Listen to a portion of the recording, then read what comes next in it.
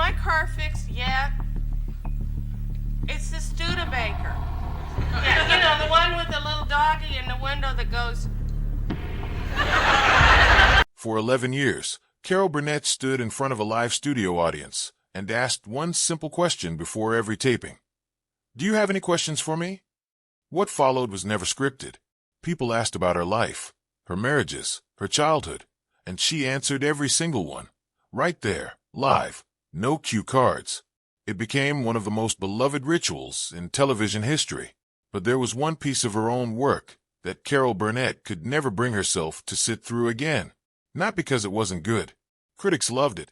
Her castmates still call it some of the finest acting anyone did on that stage.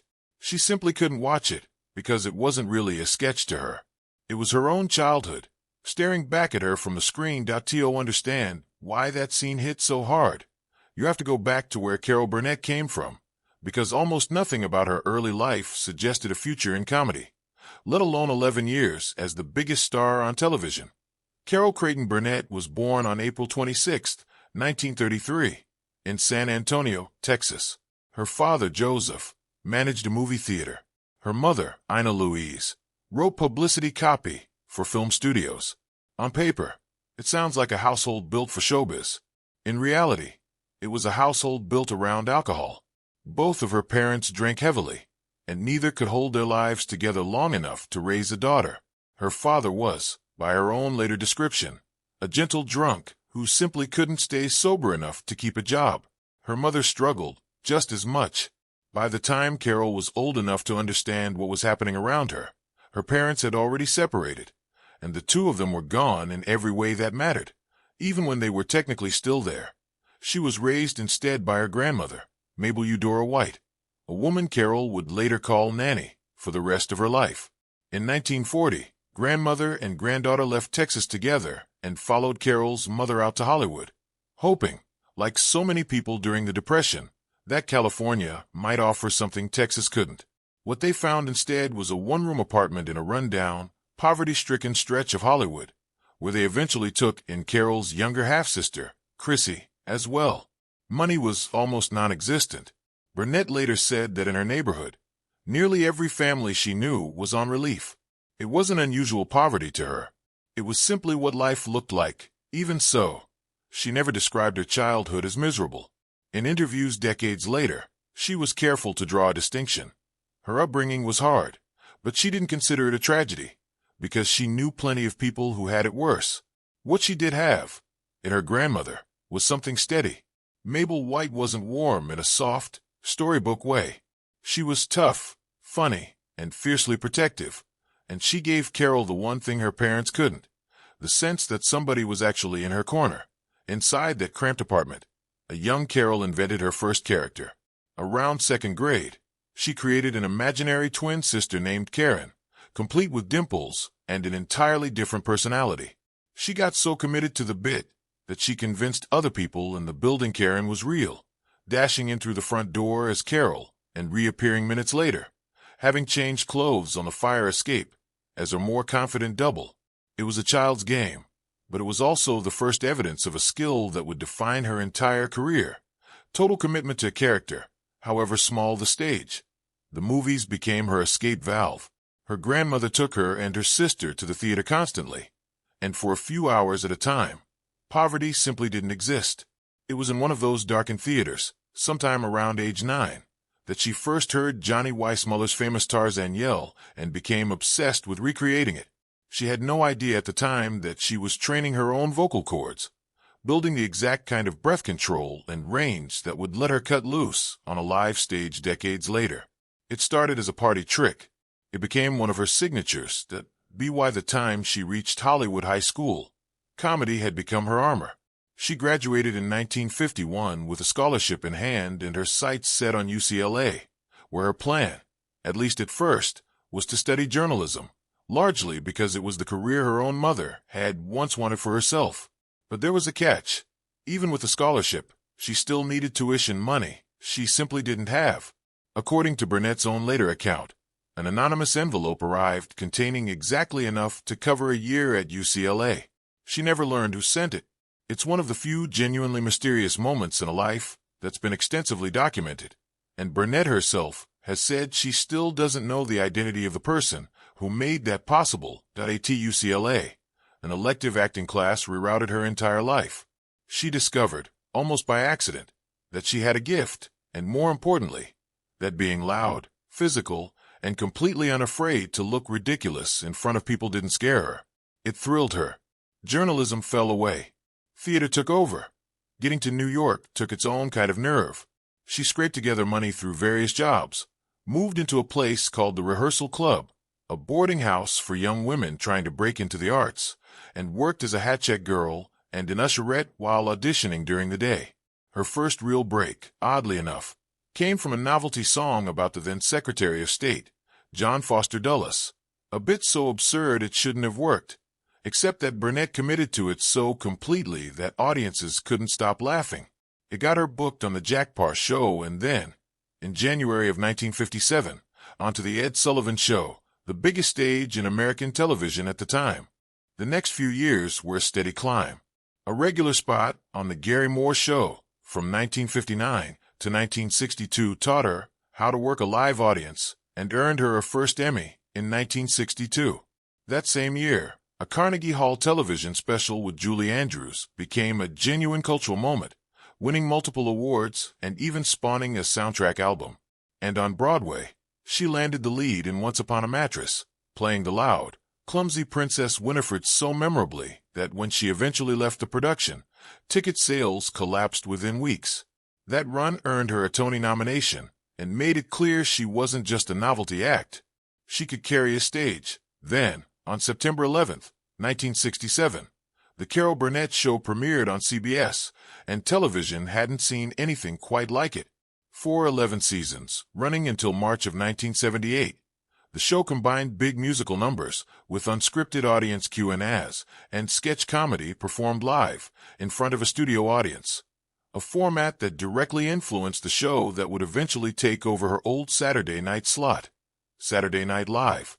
Across its run, the show won 25 Primetime Emmy Awards, an extraordinary total for any series, let alone a variety show built almost entirely around one woman's willingness to make a fool of herself on camera. The cast became inseparable from the show's identity. Harvey Korman, Vicki Lawrence, Lyle Waggoner, and later Tim Conway built a chemistry that felt genuinely unrehearsed because, much of the time, it was. Conway in particular made a habit of holding his best material back from rehearsal entirely, saving it to spring on his castmates live, specifically so their reactions would be real. It's why so many classic clips from the show feature the entire cast, Burnett included, visibly losing their composure on air. That wasn't a bit. That was actually happening. Among all the recurring characters Burnett created, one mattered to her more than any other.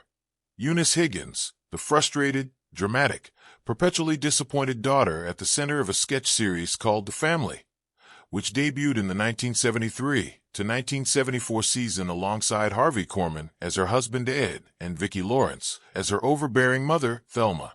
On the surface, Eunice was pure comedy, all big gestures and Texas-accented outbursts.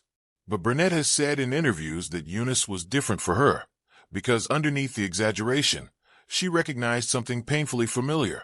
A woman with big dreams of being somebody, trapped in a small, disappointing life, unable to see any way out of it. It wasn't hard for Burnett to find that character. She based Eunice's accent and her aching, unspoken sadness directly on her own mother, a woman who had once wanted to be a writer and never got the chance. That's what makes one particular rehearsal, from 1974, so different from every other sketch the show ever produced. The scene featured Eunice and Ed being called in to meet with their son's Sunday school teacher, played by guest star Maggie Smith, after the boy had been acting out and bullying other children. The sketch was written to slowly reveal that his behavior wasn't really about him at all. It was about what he'd absorbed at home. During rehearsal, someone on set suggested, almost as an experiment, that they try running the scene once without any of the broad accents or the usual over-the-top delivery. Just play it straight, like real people having a real, painful conversation. So they did. And by Burnett's own account, years later, the result wasn't funny at all. It was devastating. Stripped of the exaggeration that usually cushioned Eunice's pain, What was left on that stage was simply a mother confronting the damage passed down through her own family, performed by a woman who had lived close enough to that exact damage to know precisely how it felt. That's the moment that has followed Burnett for decades, longer and more vividly than almost any punchline from a show's 11-year run. It wasn't written as a tearjerker.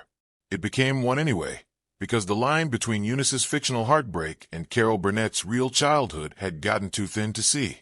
She has said the show's entire purpose, in her mind, was to help people forget their troubles for an hour, not remind them. That one rehearsal did the opposite, and it stayed with her precisely because it worked exactly as well as good acting is supposed to work. Off camera, Burnett's own life kept handing her plenty more material she never asked for.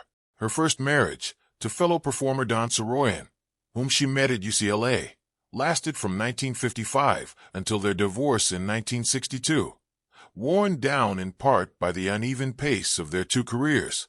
Her second marriage, to television producer Joe Hamilton, lasted over 2 decades, from 1963 to 1984, and produced 3 daughters, Carrie, Jody, and Erin. Hamilton also produced much of Burnett's own television work, including that 1962 Carnegie Hall special, and the two of them built the show together even as their marriage eventually came apart under its own weight. In 1976, Burnett found herself fighting a very different kind of battle when a tabloid published a false claim that she had been drunk and disorderly at a Washington restaurant. It struck a particular nerve, not just because it was untrue, but because Burnett had spent years speaking openly about the alcoholism that had defined her own parents' lives and had built part of her public identity around being the opposite of that. She sued for defamation, and after a long legal fight, she won, in a case that's still cited today as a turning point in how tabloids could be held accountable for reporting stories they knew weren't true. None of that, though, compared to what happened at home with her eldest daughter, Carrie. In her early teens, Carrie fell into serious drug addiction, and for several years in the late 1970s, Burnett watched her daughter cycle through treatment programs, relapses, and, at one point, running away from facility entirely. Carrie later said, with striking honesty, that part of what drove her toward drugs was simply wanting to be someone other than Carol Burnett's daughter. Getting Carrie sober meant Burnett had to make choices her daughter hated her for at the time. Choices she's since described as loving someone enough to accept being hated by them for a while. Carrie did get sober, and the two of them eventually grew closer than ever, going on to write a play together based on Burnett's own memoir. Carrie never got to see it reach the stage. She died in 2002, at just 38, from cancer that had started in her lungs and spread to her brain. Burnett has said she finished bringing that play, Hollywood Arms, to life because she felt she owed it to her daughter to see it through. Through all of it, Burnett kept working and kept finding new ways to surprise people well into her 80s and 90s.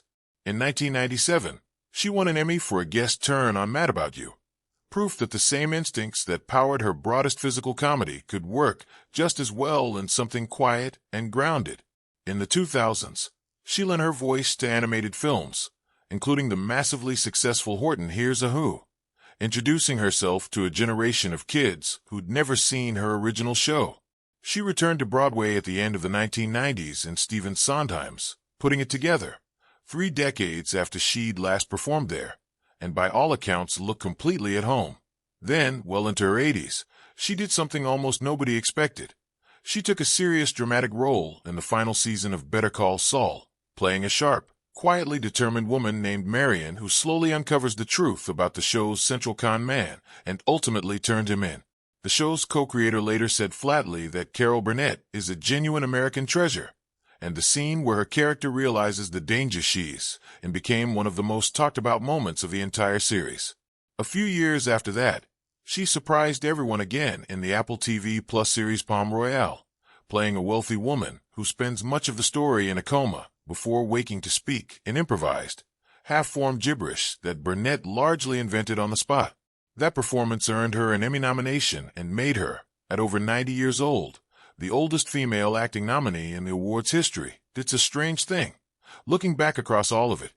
The poverty, the imaginary sister on the fire escape, the anonymous envelope that got her to college, the 4-decade run of television specials, sitcoms, dramas, and Broadway shows. Out of everything Carol Burnett has ever performed, the one moment she has never gone back and rewatched isn't a mistake, or a flop, or something she's embarrassed by. It's the opposite. It's the one time the mask came off completely, and what was underneath turned out to be simply true. She built an entire career out of turning pain into something people could laugh at together. That one rehearsal, just once, did the reverse. It turned the laughter off and let the pain speak for itself.